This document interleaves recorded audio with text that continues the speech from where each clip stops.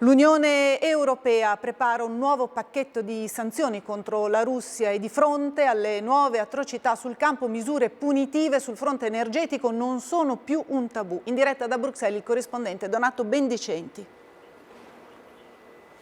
Lo sdegno e la condanna si trasformano in azione politica, l'orrore di Bucha scuote l'Unione Europea e a questo punto sul tavolo l'ipotesi di sanzioni che tocchino davvero le importazioni di gas e di petrolio dalla Russia sono realistiche. Lo ha detto Josep Borrell, capo della diplomazia dell'Unione Europea, che ha anche annunciato che l'Europa farà di tutto per aiutare il Tribunale Penale Internazionale dell'Aia a trovare le prove dei crimini di guerra, ma ha detto ci vuole un nuovo pacchetto urgente di misure, di sanzioni. Qual è l'iter? Domani se ne occuperà il collegio dei commissari riunito qui a Strasburgo, dunque il governo dell'Unione Europea, poi toccherà agli ambasciatori ratificare, gli ambasciatori, i rappresentanti permanenti presso l'Europa, appunto affrontare, occuparsi degli aspetti legali. Se tutto andrà come sembra che vada, molto rapidamente, già giovedì prossimo, il 14, il quinto pacchetto di sanzioni potrebbe essere pubblicato sulla Gazzetta Ufficiale Europea e a quel punto